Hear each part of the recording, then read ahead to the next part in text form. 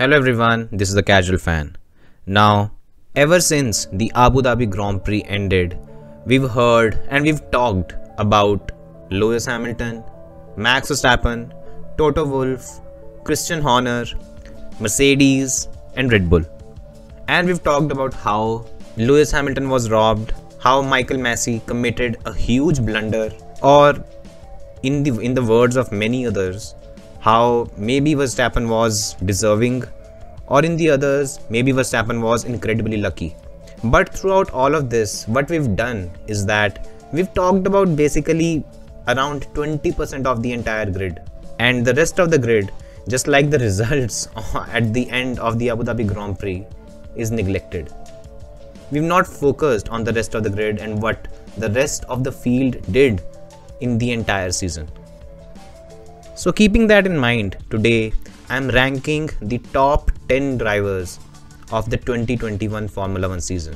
What we look at is, well, their performance, their consistency, and what works for me is, well, something that I try to look at is how many eye-catching performances and how many spectacular performances each of these drivers had, and the drivers that were able to put together more spectacular performances, they do tend to rank higher in this list. Having said that, before proceeding, why don't you guys tell in the comment section who you feel will be the top 10 drivers in your list? Do share it in the comment section, and without further ado, let's start with my top 10 ranking of the drivers of the 2021 season. At number 10, I have Sebastian Vettel. Now, in many ways, I feel Sebastian Vettel in his first season at Aston Martin, he has somehow, at least to a certain extent, redeemed himself after a horrible season with Ferrari in 2020. Vettel, during the 2021 season, in the beginning, he had his shortcomings. He had a poor race at Bahrain, and at that point in time, if you guys remember, the media was after him. Everyone wanted his head, and many felt that Vettel was over. No one really gave him a chance to perform. But by the time the Formula 1 circus reached Monaco, Vettel had found his groove, and arguably in one of his better drives, Vettel secured a good haul of points at Monaco and in a way announced himself as a capable force in the midfield. He further added to it with a superb podium at Baku, and then ultimately in a way capped off an impressive season with Hungary, where even though he was disqualified later, he finished P2 and throughout the race hounded the Alpine of Esteban Ocon. Vettel at Aston Martin was overall a better driver as compared to his teammate, but if we have to be critical, we have to look at the fact that this was nowhere close to the Vettel in his prime. He was inconsistent, he found it tough to battle in the midfield, and there were races like Silverstone and Monza and even the Dutch Grand Prix where his wheel-to-wheel racing ability, it still was suspect. In my ranking, I put Vettel at 10th. But overall, in 2021, he was arguably just marginally better than Daniel Ricciardo, who misses out in my rankings.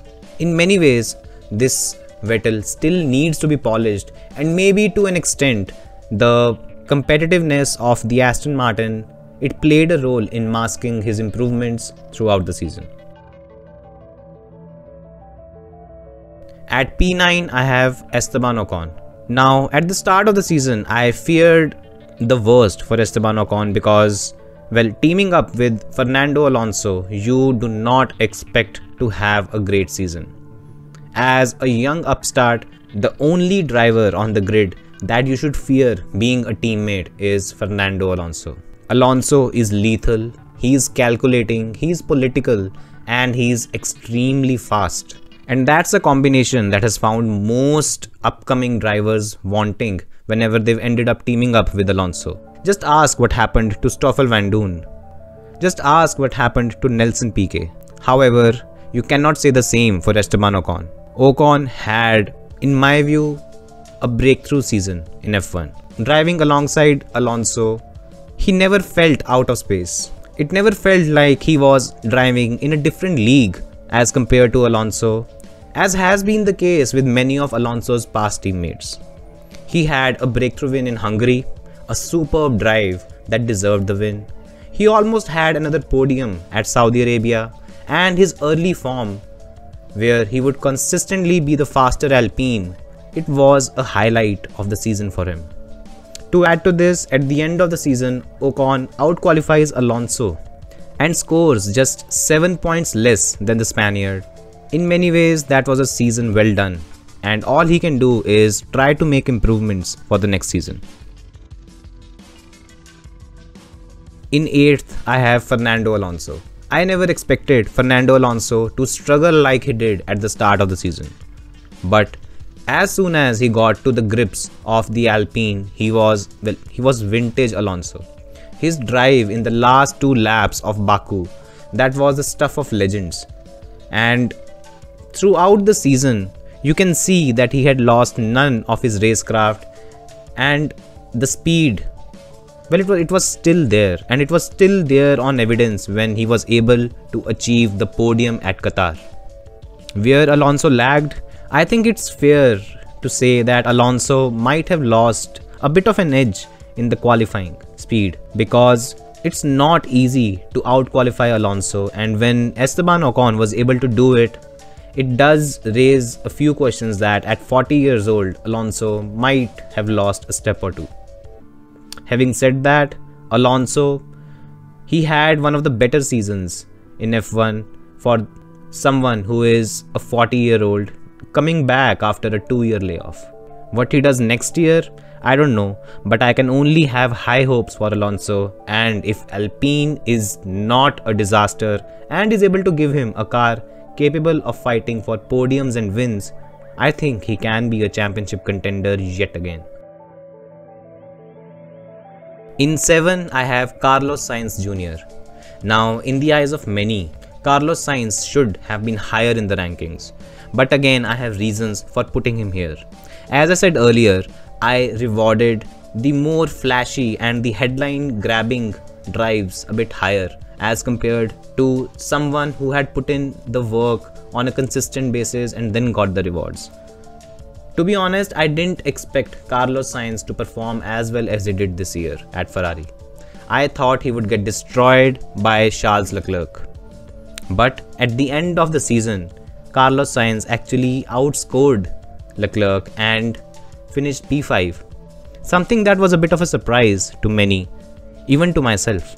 His podium drives at Monaco or even Abu Dhabi, they were all special, and they were all the signs of a very measured, consistent and fast driver who knew how to maximize the position and the pace he had in the car. But having said that, there is a reason why I feel Carlos Sainz should be ranked 7th in this ranking. And the reason is, well, if we are being honest, he is not as quick as Charles Leclerc. And that is on evidence whenever Leclerc puts together a clean weekend. Just for instance, look at the Dutch Grand Prix. Sainz was close to 40 seconds behind Charles Leclerc, despite both of them having clean air in front of them. And that's not all. There are multiple races where this has happened, where Leclerc has basically blown Sainz out of the water. Something Sainz pretty much never did to Leclerc. Sure, there were weekends where Sainz was the quicker driver. In fact, in the later edge of the season, Sainz was consistently the quicker driver as compared to Leclerc. But the gap, it was marginal more often than not. In the end, yeah, I'll just say that sure, I am impressed by what Carlos Sainz did. But is he the kind of driver who I feel will win a World Drivers' Championship? I have my doubts, especially with drivers of the caliber of Max, Lando, Charles and Russell already on the grid and already driving the top 4 fastest cars on the grid. At number 6, I have George Russell. Now, in many ways trying to outshine a Williams, a car that is the 9th fastest car on the grid, it's impossible. You can just look at Mick Schumacher and you really can't make a judgment on how good or how bad his season was because he drove the slowest car. Now George Russell drove the second slowest car on the grid, and even then he has a podium to his name. He has scored points, and single-handedly he was able to secure the 8th position in constructors for Williams ahead of Alfa Romeo. Now that's not a surprise. That is just a testament of the kind of driver George Russell is. In terms of qualifying, I feel he belongs in the top 5 qualifiers on the grid. Such is his speed. His lap in Spa, where he finished P2, that was arguably the lap of the year. His lap at Silverstone, where he was able to qualify in Q3 in dry in a Williams, that was surprising as well. In many ways, Russell proved why he should be replacing Valtteri Bottas at Mercedes. But again, I feel there are some red flags when it comes to Russell. I feel we still need to know how good of a racer he is, and alongside Lewis Hamilton next year, we're going to find out a lot about how good or how bad George Russell really is. So that would be the litmus test of the British driver, and let's see what he does in the Mercedes. At number 5, I have Pierre Gasly. Now Gasly, in my view, that 1 year at Red Bull is hurting him at the utmost. His hasty promotion to Red Bull has not worked out well for his career at all. At AlphaTauri, Gasly is the alpha male. He drives the wheels of that car, and having a 21-1 qualifying record against Yuki Tsunoda, that's no joke. Gasly drove the wheels of that AlphaTauri, and at times he has shown that he has the ability to consistently fight with the likes of Lando Norris, Charles Leclerc, and even Max Verstappen when given the opportunity. Gasly, just like last year, was super impressive, but where I feel he falls back in contention is his slightly inconsistent run that he continues to have.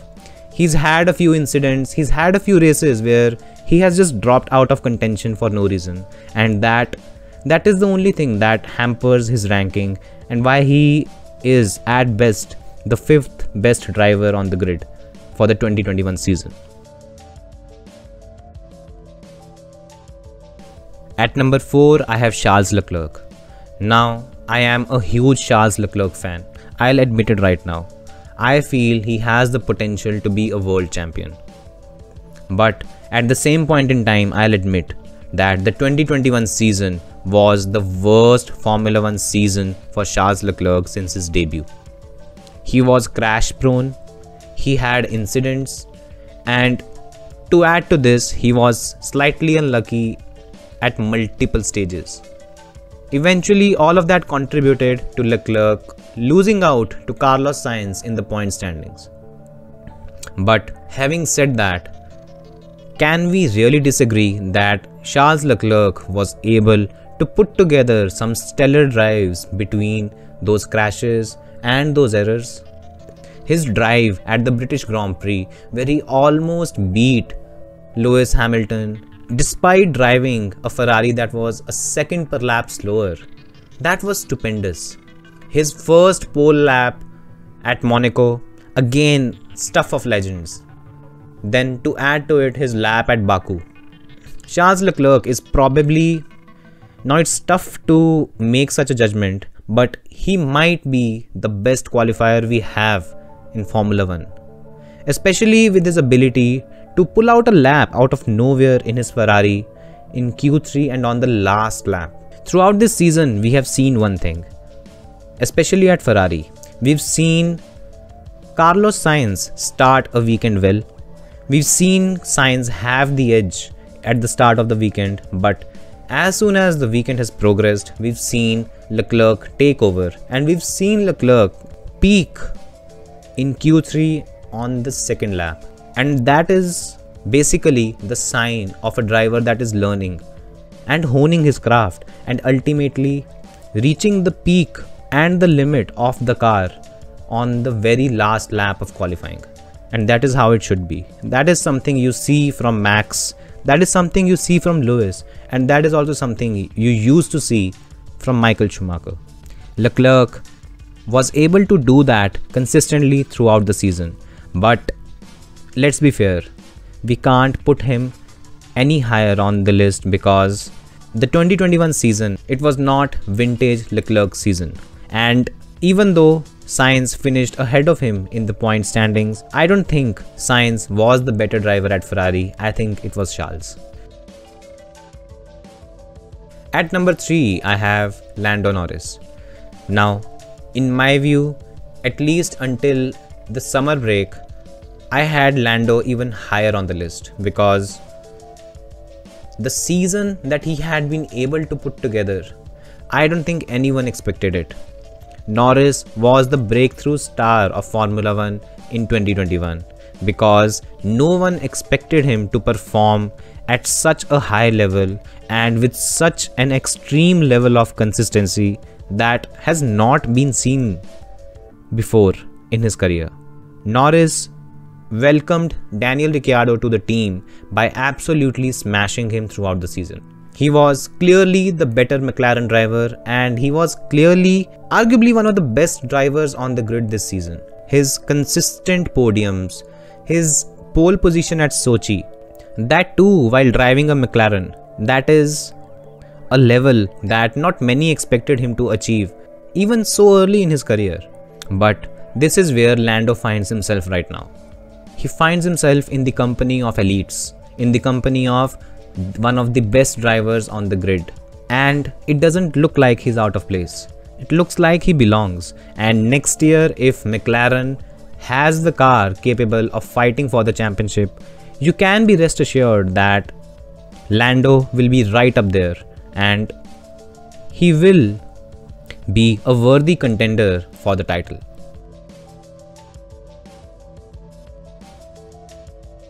Now at this stage we talk about the honorary mentions, the drivers that are not on the list and the drivers who marginally missed out making the top 10. The first driver was Valtteri Bottas. Valtteri Bottas, well, he was the perfect wingman for Lewis Hamilton, and being a Lewis Hamilton teammate is not easy.